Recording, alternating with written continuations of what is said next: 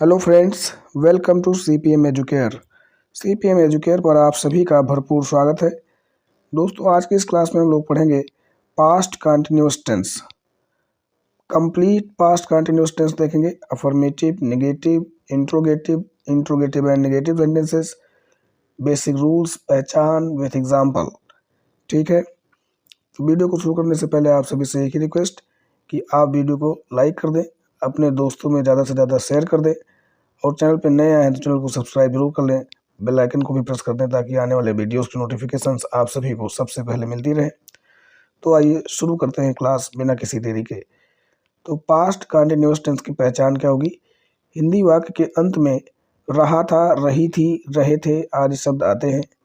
जैसे आपने present continuous में पढ़ा था कि रहा है, रही है, रहे हैं आदि शब्द आते हैं और वर्तमान में कार्य जारी होने का बोध होता है। ठीक उसी प्रकार यहाँ हिंदी वाक्य के अंत में रहा था, रही थी, रहे थे आते हैं और कार्य के भूतकाल में जारी रहने का बोध होता है।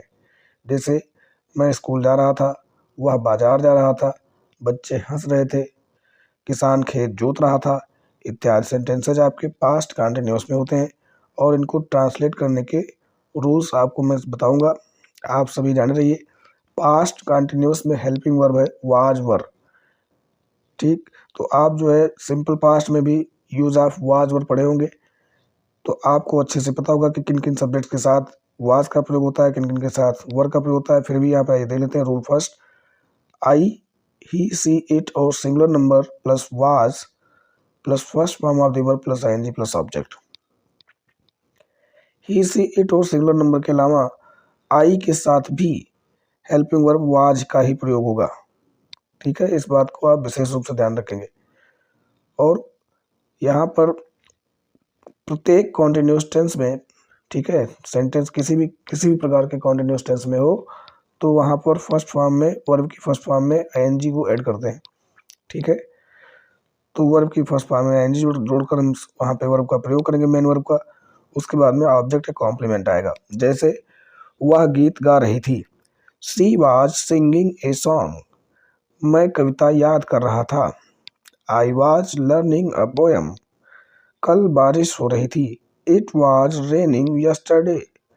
मोहन बांसुरी बजा रहा था, Mohan was playing the flute. Rule second, you, we, they are plural number plus were plus first form of the verb plus ING plus object. अगर सब्जेक्ट आपका यू, वी, दे अथवा प्लूरल नंबर है तो हेल्पिंग वर्ब वर का प्रयोग किया जाएगा।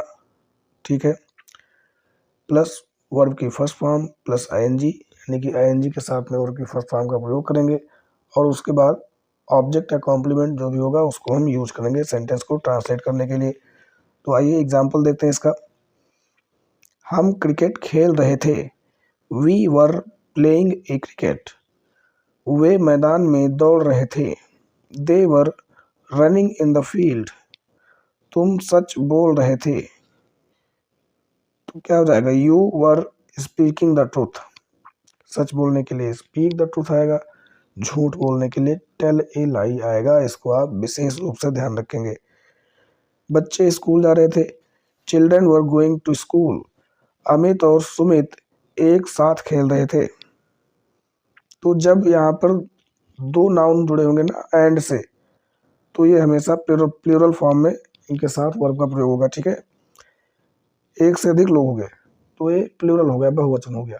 ठीक, तो Amit and Sumit were playing together. ठीक है, अब हम लोग देखेंगे पास्ट कंटिन्यूअस टेंस का नेगेटिव सेंटेंस।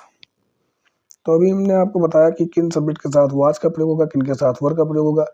इसलिए यहाँ पर हम पास्ट कंटिन्यूअस टेंस के नेगेटिव सेंटेंस में और इंट्रोगेटिव सेंटेंस में डायरेक्ट स्ट्रक्चर को देखेंगे और स्ट्रक्चर बेस्ड आपको एग्जाम्पल समझाएंगे।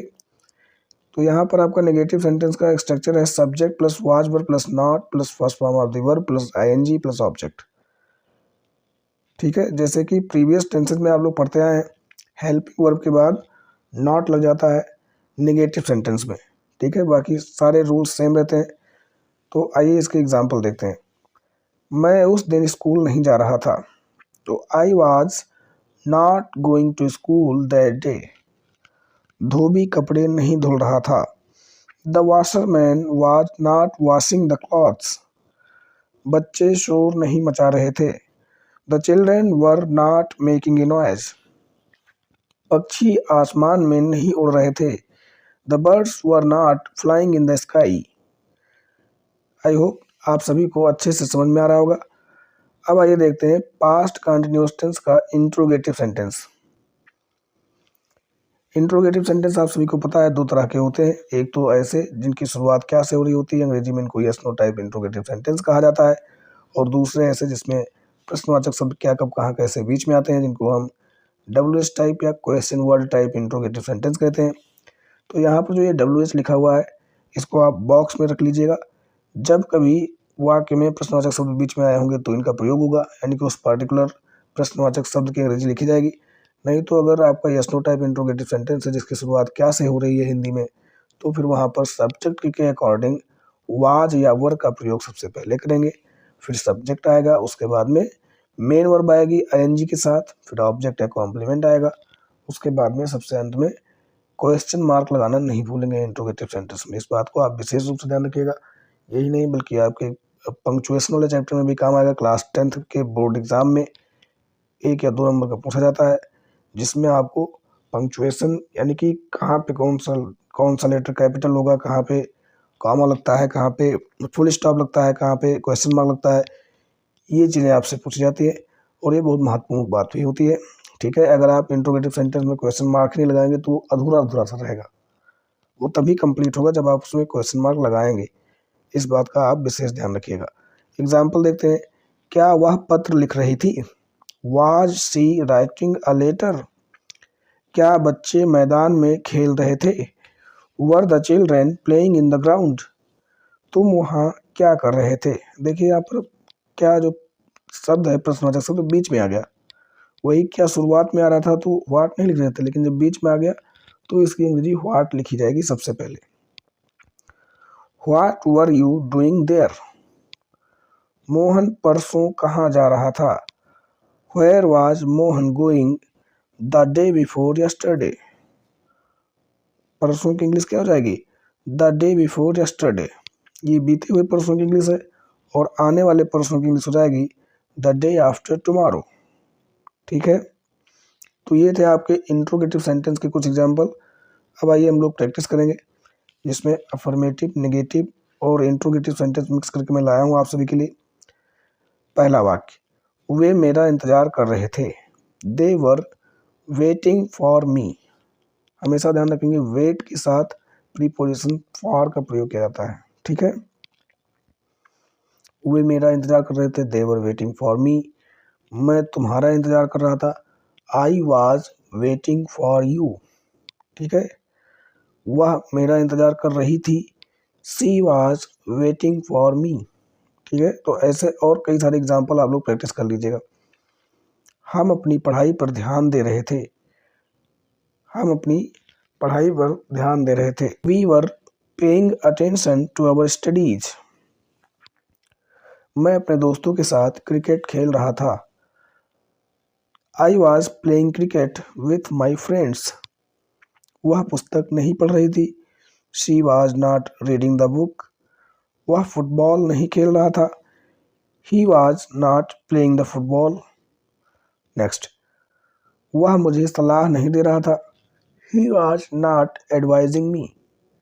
यहाँ पर देखिएगा ADVISING है, एडवाइज ADVISE ये वर्ब है, और कहीं अगर आपको मिल जाए ADVICE तो वो आपका नाउन होता है। ये डिफरेंस भी आप याद रखिएगा। तो he was not advising me. क्या बच्चे स्कूल नहीं जा रहे थे? Were the children not going to school. आप सभी ध्यान रखेंगे कि अगर निगेटिव इंट्रोगेटिव होगा तो सब्जेक्ट के तुरंत बाद नॉट का प्रयोग किया जाता है। ठीक है, जैसे हेल्पिंग वर्ब आ गई, फिर सब्जेक्ट आ गया, फिर नॉट लगा देंगे, फिर मेन वर्ब, फिर ऑब्जेक्ट और कॉम्प्लीमेंट्स। ठीक है, यही फॉर्मेट रहने वाला है किसी भी टेंस में, तो उसके लिए अलग से हमने इसीलिए रूल आपको नहीं लिखवाया है। क्या बच्चे स्कूल नहीं जा रहे थे तो क्या हो जाएगा? Were the children not going to school. उसकी सहायता कौन कर रहा था? हु वाज हेल्पिंग हिम या हु वाज हेल्पिंग हर। कुछ मिनट पहले दरवाजा कौन खटखटा रहा था? Who was knocking the door a few minutes ago. वह सच क्यों नहीं बोल रहा था? Why was he not speaking the truth. ठीक है, आज की क्लास में बस इतना ही। आपको वीडियो कैसी लगी कमेंट करके जरूर बताएं और दोस्तों में अपने शेयर कर दें, लाइक कर दें। चैनल पे पहली बार आए तो सब्सक्राइब कर लें, बेल आइकन को भी प्रेस कर दें ताकि आने वाली क्लासेस के नोटिफिकेशन आप सभी को सबसे पहले मिलती रहे। जल्दी मिलते हैं एक और वीडियो में। Thanks for watching the video.